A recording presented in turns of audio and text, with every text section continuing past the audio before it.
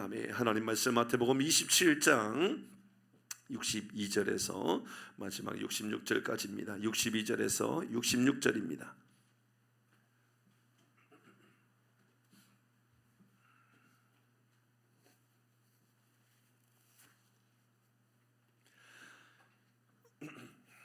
우리 교독에서 읽겠습니다. 62절입니다. 그 이튿날은 준비일 다음 날이라 대제사장들과 바리새인들이 함께 빌라도에게 모여 이르되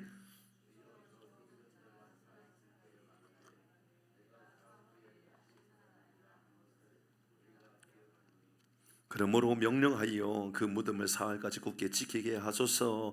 그의 제자들이 와서 시체를 도둑질하여 가고 백성들에게 말하되 그가 죽은 자 가운데서 살아났다 하면 후에 속임이 전보다 더 클까 하나이다 하니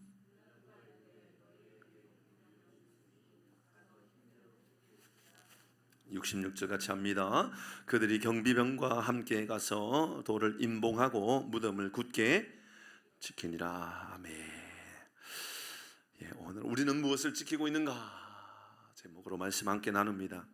이튿날 62절 이렇게 시작합니다. 이튿날 시작은 무슨 의미입니까? 자, 예수님께서 죽으시고 그 다음 날 되겠죠. 예수님이 죽으셨습니다. 죽으시고 계속 진행되어지는 유월절의 시간입니다. 맞죠? 그죠? 그 다음 날, 그러니까 유월절이라고 하는 것은 예수님 죽으시는 저녁 그날부터 유월절이 들어가는 것이니까 그 다음 날 유월절 그 다음 날이 되는 것이죠. 이제 그 주간이 됩니다. 그러니까 안식일을 앞두고 있는 날이 되는 겁니다. 지금 진행되어지고 있는 것은 예수님께서 죽으신 다음 날을 의미하는 것이죠. 다음 날입니다. 그날 이후에 이제 시간들에 대한 이야기입니다. 무덤 안에 들어가셨던 예수님은 말씀하시지 않지요. 아무도 말하지 않습니다. 다만 세상의 분주한 소리, 근심의 소리, 염려의 소리로 채워져 있습니다. 예수님이 떠난 인생에 대하여 우리가 묵상해 볼 필요가 있지 않을까요? 예수님이 없는 믿음의 삶을 살아간다라고 말하면서 여러분 우리의 삶에 예수님이 존재하지 않을 때 나타나는 현상, 예수님이 무덤에 들어가고 없을 때의 사람들의 모습들은 여전히 분주함과 근심과 염려로만 남아있는 모습들입니다. 그 모습들이 계속 나타납니다. 그때 다음 날이라 대제사장들과 바리새인들이 함께 빌라도에게 모였습니다. 빌라도에게 뭔가 요청하기 위해서였던 것이죠. 침묵과 긴장 속에 그들이 불안함 가운데 이제 빌라도에게 모여서 하는 이야기가 계속해서 굳게 이 돌무덤을 지켜야 된다라고 이야기합니다. 혹시나 예수님의 제자들이 이 무덤에 있는 시체를 도둑질하여서 진짜 부활했다라고 거짓말할 수 있으니 꼭 지켜야 된다라고 이야기합니다. 오늘 말씀에 보면 64절에도 굳게 지키게 하소서, 65절에 힘대로 굳게 지키라, 66절에 경비병이 함께 돌을 임봉하고 무덤을 굳게 지켰다. 그러니까 이 말씀은 아주 핵심되는 이야기입니다. 굳게 지켜라, 지켰다, 굳게 지키고 있다, 계속해서 반복하고 있는 것이죠. 힘대로 하라 이야기합니다. 그들의 힘이 넘치도록 긴장감 속에 무덤을 지키고 있습니다. 뭐가 그리 불안한지, 뭐가 염려가 그렇게 되는지 시체를 지키고 있는 겁니다. 예수님 살아계셔서 역사하시는 주님이 계시는데 뭔가 그렇게 불안한 가운데 있습니다. 여러분 우리의 삶에 무엇을 준비하고 어떤 일을 감당하고 나간다 할지라도 염려나 근심 걱정이 없기를 바랍니다. 아멘. 여전도의 바자회의 준비에 염려가 없기를 바랍니다. 근심이 없기를 바랍니다. 아무런 염려 없이 그냥 즐기면 되겠습니다. 그냥 은혜의 시간으로 누릴 수 있으면 좋겠습니다. 대제사장들과 바리새인들의 모습은 바로 염려, 근심, 걱정입니다. 예수님을 죽이려고 했던 이 오만함의 모습들은 바로 그들의 삶의 모습들이었습니다. 부활을 막아보겠다고 그럽니다. 막아진다고 막아본다고 막아지는 것도 아닌데 말이지요. 그렇게 하고 있습니다. 이튿날이라고 안식일에 해당되는 그 모습들이 계속 나타납니다. 그들은 안식일에 무슨 일을 하면 됩니까? 안 됩니까? 안 되죠. 안식일은 무슨 일을 하면 안 됩니다. 그러니까 예수님 죽으시고 다음 날, 그러니까는 이튿날이라고 하는 그날은 안식일이죠. 그 다음에 안식 후 첫날 예수님 부활하셨으니까 부활 전날 안식일이 맞습니다. 분명합니다. 그렇죠? 그리고 그 전날 예수님 죽으셨으니까 지금 이 모습은 안식일에 이 모습들이 나타나고 있습니다. 안식일에 뭘 하면 안 되는데 지금 바리새인들, 대제사장들은 안식일에 뭘 부탁하면서 뭘 하라 해야 된다고 이야기합니다. 그러니까 자기가 믿고 있는 신앙, 자기가 따르고 있는 신앙조차도 다 깨어가면서 지금 예수님의 무덤을 지켜보겠다라고 몸부림치고 있는 겁니다. 참 웃기죠. 그렇게 한다고 될 문제도 아니고 전혀 가능성도 없는데 자기의 이 신념이 얼마나 크게 느껴지는지, 자기 자신을 신뢰하는 거죠. 그 신뢰가 얼마나 컸었으면 예수님의 시체를 안식일이라도 문을 지켜야 된다라고 이야기하고 있는 이 말도 안 되는 일들을 지금 벌리고 있는 겁니다. 결국 바리새인들, 대제사장들은 예수님을 사기꾼인 것처럼, 그를 사기꾼인 것처럼 그렇게 표현하면서까지 여러분 그 마음 안에 이런 불안함들, 근심으로 채워져 있는 모습을 보게 되지요. 우리도 예수님에 대한 이해가 너무 부족하지는 않는가? 때로는 우리 중에 누구도 예수님을 사기꾼 정도는 아니어도 온전한 신뢰, 온전한 믿음의 삶의 자로 나가지 못하고 그냥 가볍게 예수님 교회에 나오면 예수님 믿는 거지 정도로만 이해하고 있는 것은 아닌가 생각을 해볼 필요가 있습니다. 오늘 본문의 말씀을 가지고 두 가지 우리 교훈의 마음을 한번 가져보도록 하십시다. 첫 번째는 잘못된 믿음으로 말미암는 불안함입니다. 여러분, 우리의 믿음의 대상은 누구지요? 우리의 믿음의 대상은 두말할 나이가 있습니까? 무조건 예수님이죠. 예수님을 믿는 겁니다. 여러분, 여러분 바리새인들이나 여러분 대제사장들이나 그들은 하나님을 믿는다라고 말하는 사람들이었습니다. 그런데 이상하지요. 안식일에는 무엇도 하면 안 되는데 예수님 혹시나 부활하지 않을까? 아니, 부활하지 않아도 부활하는 것에 대해서 이런 믿음이 없는 사람들도 있고 믿는 사람들도 있었죠. 사두개인들은 부활을 믿지 않았지만 바리새인들은 믿었지 않았습니까? 그러니까 부활을 믿는 사람도 있고 믿지 않는 사람들이 있는 것이지요. 그런데 제자들이 이런 작전을 짜가지고 혹시나 이 제자들이 이 부활한 것처럼 그렇게 혹시나 속이면 어떡할까라는 그 마음 때문에 이 무덤을 지키는 이 불안의 모습들을 보여주고 있습니다. 예수님께서 이전에 하셨던 부활에 대한 말씀이 혹시나 그들에게 진짜가 아니라 사기극의 모습으로 나타나게 되지 않을까 이렇게 생각했겠지요. 여러분, 예수님이 부활하시면, 아니 그게 이제 예수님의 부활이 아니라고 여기 보십시다. 제자들이 예수님을 훔쳐가가지고, 예수님을 실제로 훔쳐가가지고 부활한 것처럼 꾸몄다 할지라도, 가짜라고 할지라도 이것 때문에 소동이 일어난다고, 이것 때문에 문제가 일어난다라고 염려하고 근심하는 그들의 모습 속에서 우리는 그들이 바른 믿음이 아니라 나 자신의 정체성이 믿음을 대상으로, 그러니까 하나님을 믿는 바른 믿음에 서 있는 것이 아니라 나를 믿는 그 믿음의 도구로 하나님을 사용하고 있다는 게 느껴지십니까? 이제 이게 문제인 겁니다. 여러분, 오늘 우리가 첫 번째 보게 되는 것은 바로 이 장면입니다. 바리새인이나 대제사장들은, 이런 대제사장의 역할이 뭡니까? 이러면 성전에 모여가지고 제사를 지내면서 하나님 앞에 나오는 사람들에게, 여러분 그들이 모든 죄의 용서를 하나님께 아뢰는 그런 역할들, 그러니까 하나님과 밀접한 관계에 연결을 해주는 사람들, 대제사장의 역할은 바로 그런 역할을 하는 사람들입니다. 바리새인들도 믿음으로 산다고 했던 종교 지도자들 아닙니까? 그런데 그들이요 이상한 행동을 하고 있는 겁니다. 말씀을 어기면서까지, 아니 그들이 그렇게 중요하게 여기는 안식일을 범하기까지, 그러니까 이튿날이라는 표현을 그대로 썼는 거죠. 그것까지 하면서도 여러분 자기는 불안한 겁니다. 여러분 그렇습니다. 하나님을 믿는 믿음이 아니라 나를 믿는 믿음이 주는 이런 교훈은 바로 이런 겁니다. 결국은요 불안하게 만듭니다. 무슨 말이냐면, 이런 간혹 생각해 보면 우리의 믿음도 이럴 때가 있습니다. 뭐냐면 내 삶의 어떤 목표를 하나님을 통하여 이루어 주신다라고 생각하는 겁니다. 얼핏 들으면 가볍게 생각하면 그렇지 내가 꿈꾸고 있고 내가 바라고 있는 어떤 것들을 하나님께서 은혜를 주셔서 이루게 해주시지 라고 하는 생각을 가지는 경우가 있어요. 이게 어느 부분은 맞을 수 있습니다. 그러나 그건 온전한 믿음의 자세가 아니죠. 하나님을 이용하여 내 꿈을 이루는 것이 우리의 믿음이 아닙니다. 여러분, 우리의 꿈은 하나님의 꿈을 이루는 것이 우리의 꿈입니다. 아멘. 여러분, 우리 신앙인의 가장 중요한 정체성은 주의 뜻을 위하여 내 뜻을 포기하는 것, 주의 인도하심을 바라보면서 내 모든 교만함을 내려놓는 것이 우리 그리스도인의 믿음의 자세이거든요. 그러니까 여러분, 앞에서 말씀드렸던 내 꿈을 위하여 주님을 이용하는 믿음을 가지고 살아가면 어떤 문제가 생기느냐 하면, 여러분, 내가 꿈꾸고 있는 것들을 이루어지지 아니하면 낙심하게 됩니다.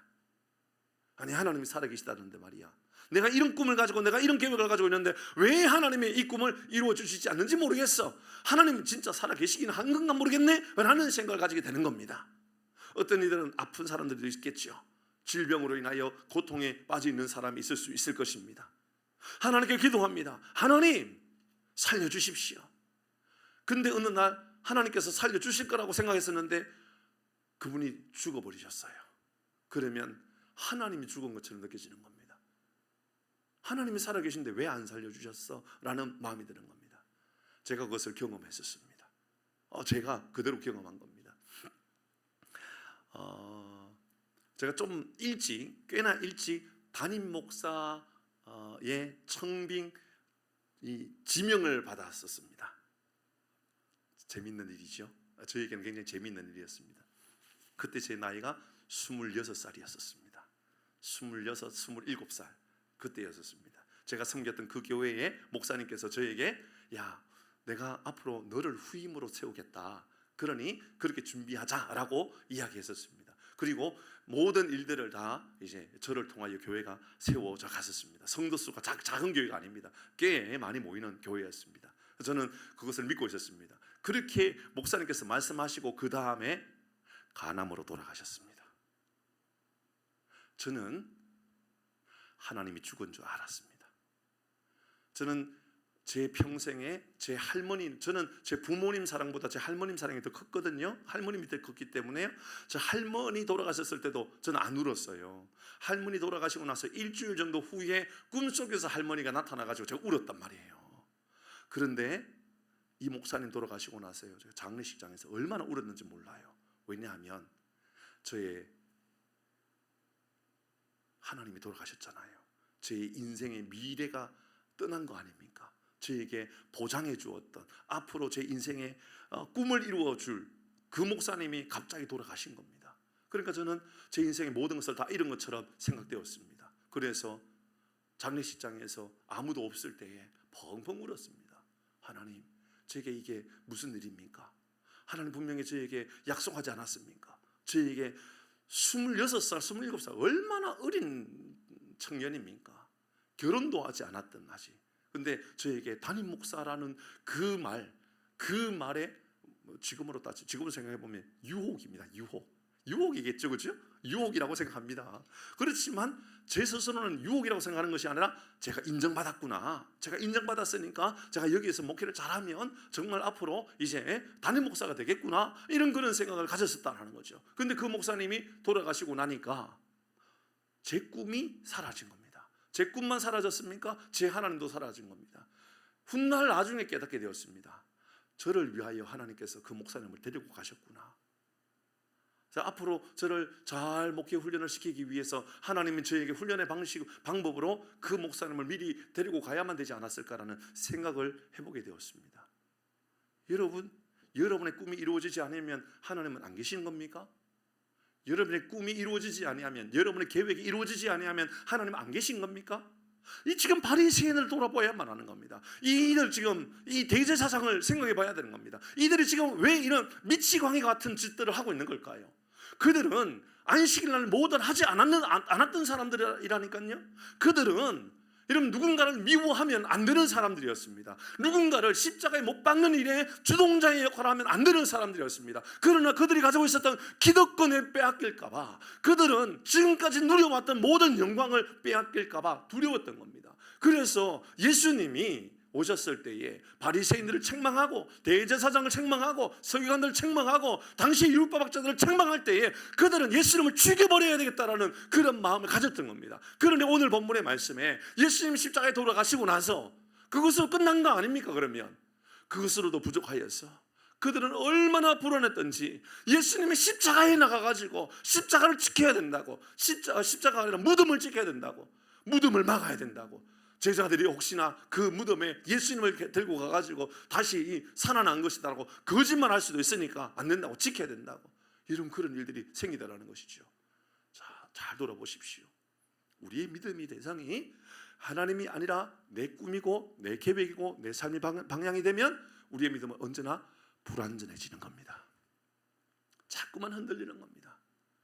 꿈이 이루어지지 아니하면 하나님 앞에, 하나님 제가 기도했는데요, 하나님 내가 하나님 앞에 이렇게 간절한 마음을 가지고 기도했는데 왜 하나님 제 꿈을, 제 계획을 들어주시지 않습니까? 이런 일들이 일어나게 되는 것이지요. 결국은 성공하지 못하면, 출세하지 못하면 다 이런 불안함만 남게 되는 일들이 생기는 것이지요. 열심히 기도를 하지만 기도의 제목이 내가 원하는 삶의 방향으로 나가는 것. 조금 전에 우리가 기도했던 것처럼 정말 우리가 기도해야 되는 것은 하나님의 뜻을, 기도를 통하여서 하나님이 우리를 통하여서 원하셨던 바들을 우리가 헤아리고 나가야 하는데, 자칫 잘못 우리가 돌아보면 우리의 계획, 우리의 기도의 제목은 우리의 꿈을 이루고 우리의 뜻을 이루고 우리의 마음의 소원들을 이루는 것, 그 모습은 아닙니까? 그렇다면 우리의 기도도 바리새인들, 대제사장들, 종교 지도자들 똑같다라는 겁니다. 뿐만 아니라 정치적으로 많은 공회원들이나 장로, 이 당시의 정치적 장로들이나 모두들 그들이 꿈을 이루기 위하여 그들의 삶의 방향을 나갔던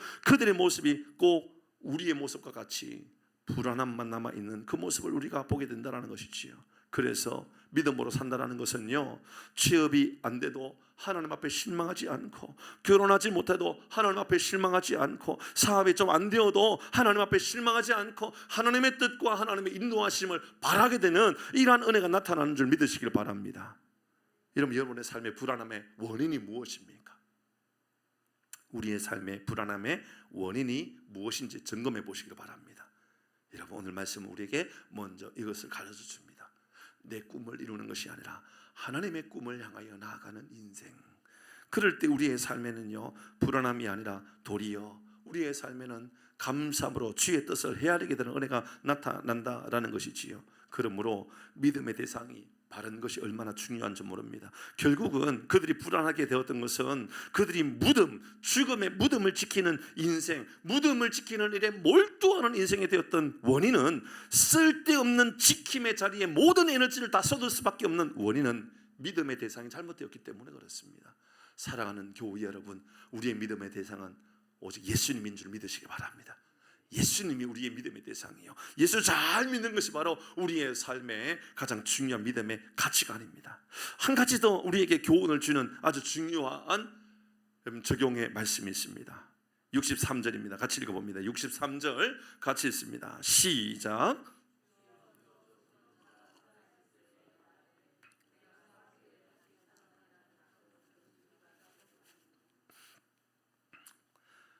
바리새인들과 대제사장, 그들에게 있어서 주여, 헬라어는 퀴리오스, 이 주여라고 부르는 대상은 누구이어야 되지요? 하나님이어야 됩니다. 맞죠? 대제사장, 종교 지도자 아닙니까? 바리새인들, 종교 지도자들 아닙니까?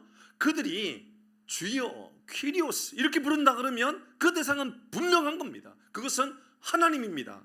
당신이 하나님입니다 라고 말할 때 퀴리오스라는 말을 써야 되는 겁니다. 근데 지금 여러분, 종교 지도자들과 바리새인들, 그들이 지금 누구를 향하여 주여라고 외치고 있죠?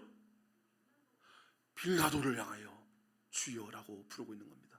세상의 정치적 왕을 향하여 주여라고, 퀴리오스라고 부르고 있는 겁니다. 여러분, 우리의 주, 우리의 구원자, 우리의 퀴리오스는 누구시죠? 다시 말씀을 보십시오. 주여, 주여는 퀴리오스, 주여는 예수님이어야 됩니다. 그런데 지금 종교 지도자들이 빌라도를 향하여 주여라고 부르고 예수님을 향하여는 뭐라고 부릅니까? 뒤에 이어서 속이는 자라고 말하고 있습니다. 여러분, 이것이 그들의 가장 치명적인 어둠이고 치명적인 악함이었던 겁니다. 구원의 대상, 은혜의 대상, 믿음의 대상이 바뀌어져 버렸던 것이죠.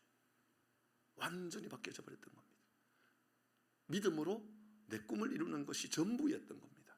그러니까 정말 중요한 예수님 앞에서는 저 속이는 자라고 말하게 되고, 나에게 도움을 줄만 하고 나에게 힘을 줄만 하고 나에게 권력을 줄만 하고 나에게 능력을 줄만 한 저 빌라도를 향하여서는 퀴리오스라고, 왕이라고, 나에게 왕이 아니라 나의 주인이라고 부르고 있는 이 종교 지도자들의 모습을 보게 되지요. 나의 주인이요, 나의 주님이요. 이런 말도 안 되는 일이지요. 이런 일들이 결국은 나타나고 말았던 겁니다. 적어도 하나님만이 나의 주님이라고 불러야 될 그 사람들이 자신의 어떤 유익을 따르다 보니 결국은 정치 지도자 앞에 당신이 나의 퀴리오스라고, 당신이 나의 주여라고 말하고, 진짜 따라야 될 예수님 앞에서는 사기꾼이라고, 저 속이는 자라고. 여러분, 진짜 주님이신 예수님은 저 속이는 자, 사기꾼, 연약한 인간, 모든 책임의 문제들을 다 그렇게 떠넘기고 있는 그 모습을 보게 되지요. 여러분 잘 생각해 보면 빌라도는 어떤 사람입니까? 퀴리오스입니까? 아니요. 그도 이 죄의 문제, 이 심판의 문제 앞에 피하고 싶어서 손을 씻고 말았던 사람 아닙니까? 빌라도는 그냥 한낱 연약하고 연약한 인간일 뿐인 겁니다. 그래서 이 모든 심판의 자리 앞에 자기는 죄가 없다라고 그의 아내도 깨어있는 사람이었습니다. 그래서 빌라도를 향하여서 여기에서 빠져나가야 된다고, 여기에 이 재판에서 당신은 피하라고 그렇게 말하지 않았습니까? 빌라도의 아내도 그렇게 말했단 말입니다. 그런데 하물며 하나님을 믿는 사람이라고 했던 당시의 영적인 지도자들이 고작 하는 이야기가 왕을 향하여 퀴리오스라고 말하는 이 어리석은 모습들을 우리는 우리의 마음 안에 얼마나 분노에 차게 하는 말씀인지 모른다라는 겁니다. 우리도 무엇을 우리의 주인으로 삼고 살아가는지를 잘 보십시오. 여러분, 우리의 삶에 가짜를 진짜인 것처럼 둔갑시키고 살아가고 있는 것은 없습니까? 우리의 삶이 퀴리오스가 되면 안 되는 것들을 퀴리오스라고 만들어 놓고 살아가는 것이 무엇이 있는지 돌아보십시오. 상당히 많은 경우는 사실 돈이죠. 돈이 우리의 삶의 퀴리오스가 되는 경우가 얼마나 많이 있는지 모릅니다. 당연히 돈은 우리의 주인이 아닙니다. 돈은 우리가 사랑해야 될 대상이 아니라 그냥 사용하면 되는 대상입니다. 하나님께서 은혜를 주셔서 돈을 잘 사용할 수 있는 은혜가 우리 가운데 있기를 주의 이름으로 축복합니다. 잘 다스리면 되는 겁니다. 여러분, 그것은 다스리면 되지 사랑하면 안 된다라고 성경은 우리에게 알려주고 있지요. 디모데전서 6장 10절입니다. 같이 읽습니다. 시작. 돈을 사랑함이 일만하게 뿌리가 되나니 이것을 탐내는 자들은 미혹을 받아 믿음에서 떠나 많은 근심으로써 자기를, 이런 믿음을 떠난다고 이야기하고 있지 않습니까? 결국은 바리새인들 믿음 없는 짓들을 하고 있는 겁니다. 지금 종교 지도자들 믿음 없는 일들을 하고 있는 겁니다. 여러분, 우리는 이렇게 말할 수 있을까요? 그것은 바리새인들이고 그것은 대제사장들이고 나는 그렇지 않다고. 예, 우리가 대제사장보다 믿음이 좋습니까? 종교적 행위가 바리새인이나 대제사장보다도 훨씬 더 나는 정결하고 정직하고 거룩한 믿음의 삶을 살고 있다라고 자신 있게 말할 수가 있습니까? 여러분, 우리 그런 교만함에 빠지지 않기를 바랍니다. 대제사장이 넘어졌으면 나도 넘어질 수 있는 사람입니다. 바리새인이 넘어질 수 있으면 여러분도 넘어질 수 있는 사람입니다. 그러므로 대제사장이나 바리새인의 모습은 누군가 또 다른 우리 외에 그 외에 제3자의 모습들을 이야기하는 것이 아니라 바로 저에 대한 이야기고 여러분에 대한 이야기입니다. 나는 괜찮을 거라고, 나는 그런 문제가 없을 거라고. 아니요. 저도요, 제 주변에 보면 돈을 사랑하는 목사님들이 꽤나 많이 있다는 것을 제가 알고 있고요, 돈을 사랑해서 무너졌던 목사님, 돈을 사랑해서 무너진 장로님도 제가 알고 있어요. 교회를 풍지박살 내버렸던 그런 장로님도 우리 노예도 있었어요. 그죠? 있었어요. 우리 노예도 교회의 헌금을 횡령해가지고 사기쳐가지고 도망가버리는 이런 경우도 있었어요. 우리 교회는 작은 교회니까는 그게 대수냐라고 말할 수 있을지 모르겠지만, 여러분, 성도의 숫자가요 1,000명, 2,000명 되면요, 그게 또 헌금의 이 숫자가 얼마나 많아지겠어요. 그러면 여러분, 교회가 이 조직적으로 잘 감시하는 것이 아니고요, 질서 있게 잘 세워가기 위하여 제도를 잘 만들어서 운영해야만 하면 되는 거죠. 투명하게. 그렇죠? 악한 모습들이 나타나더라는 거죠. 나는 괜찮아? 아니요. 내 뜻대로 하지 마시고요, 하나님 앞에 은혜를 구하고 하나님 앞에 도움을 구하고 하나님의 인도함을 받고 나아가는 우리 모두가 되기를 바랍니다. 이 바리새인들은 남의 이야기가 아니라고요. 이 대제사장은요, 바로 우리의 이야기고 목회자의 이야기고 제의 이야기고 바로 장로님의 이야기고 이곳에 앉아 계신 우리 안수 집사님들, 권사님들에 대한 이야기라는 것을 잊으면 안 됩니다. 그래서 우리는 돈을 사랑하는 것이 아니라 돈을 잘 관리하고 잘 다스릴 수 있는 능력을 가지고 살아가는 것이 얼마나 중요한지 모르는 겁니다. 결국은 하나님을 버리고 돈을 따르게 되는 이런 일들이 생긴다, 그 말입니다. 히브리서 13장 5절 6절 같이 읽어볼까요? 시작. 돈을 사랑하지 말고 있는 말을 족한 줄로 알라. 그가 친히 말씀하시기를 내가 결코 너희를 버리지 아니하고 너희를 떠나지 아니하리라 하셨느니라. 6절입니다. 시작. 그러므로 우리가 담대히 말하노니 주는 나를 돕는 이시니 내가 무서워하지 아니하겠노라. 사람이 내게 어찌하리요 하노라. 여러분 6절의 말씀을 보니까 주는 나를 돕는 이시다 라고 말하는 것은 돈이 나를 돕는 것이 아니라, 경제적인 여유가 나를 돕는 것이 아니라, 세상의 권력이 나를 돕는 것이 아니라 하나님이 나를 도와주셔야만 내가 질서 있는 믿음의 삶을 살 수 있다라고 하는 것을 우리에게 알려주는 것 아니겠습니까? 우리는 무엇이 주님이십니까? 혹시나 세상 성공이 키리오스는 아닙니까? 혹시나 세상을 두고 있는 빌라도를 향하여서 키리오스라고 부르고 있는 이 대제사장이나 이 바리새인들이 바로 우리의 모습이 아니겠느냐라는 것이지요. 주님 말씀을 묵상하면서 우리가 계속해서 사사기 말씀을 수요일날 묵상하고 있는데 이스라엘 백성들이 생각나게 되었습니다. 이스라엘 백성들 잘 생각해 보면 그들은 하나님의 은혜로 가나안 땅을 정복해서 들어왔습니다. 그리고 가나안 땅에서 이제 하나님의 나라를 만들어가라고 말씀하셨습니다. 그러나 가나안 땅에 들어오자마자 그들은 다음 세대가 아니라 다른 세대가 되어버렸습니다. 왜 다른 세대가 되었죠? 그들은요, 가나안 땅의 풍요와 가나안 땅의 즐거움과 가나안 땅의 이런 삶의 법칙들이 너무너무 부러웠던 거죠.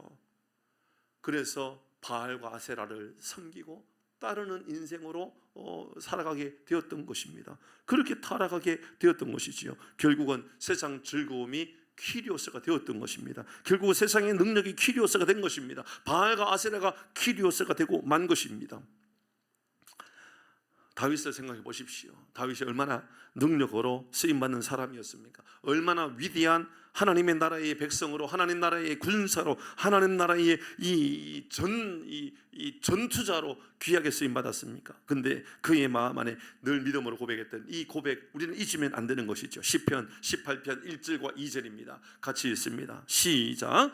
나의 힘이 되신 여호와여 내가 주를 사랑하나이다. 바로 여기입니다.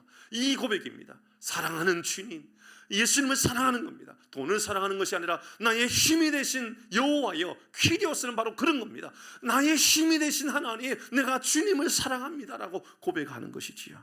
그래서 2절 말씀을 보니까 여호와는, 같이 읽어봅니다. 시작. 여호와는 나의 반석이시요 나의 요새시요 나를 건지시는 시요 나의 하나님이시요 내가 그 안에 피할 나의 바위시요 나의 방패시요 나의 구원의 뿌리시요 나의 산성이시로다. 사랑하는 교회 여러분, 예수님만 나의 능력으로, 예수님만 나의 힘으로 믿음으로 고백하고 살아가는 바로 다윗과 같은 믿음의 고백이 우리의 가운데 임하기를 주의 이름으로 축복합니다. 두 가지 말씀을 드렸습니다. 하나는 이런 믿음의 대상 확실하게 해야 된다 말씀드렸습니다. 잘못된 믿음을 가지고 살아가면 결국은 불안함과 염려와 근심을 가지고 쓸데없는 무덤이나 지키고 있는 인생으로 살아가게 된다, 그 말씀드렸습니다. 또 하나는 우리에게 주님이 누구신가를 돌아보라고 말씀드렸습니다. 여러분, 내 인생의 성공을 위하여 예수님 이용해 먹지 마십시오. 내 인생의 출세를 위하여 예수님 이용하면 안 됩니다. 여러분, 우리의 신앙의 가장 핵심이 되는 것은 주의 뜻을 이루기 위하여, 주의 뜻을 깨닫기 위하여 믿음으로 바로 세워져가는 은혜가 우리 가운데 임하기를 주의 이름으로 축복합니다. 이 시간에 같이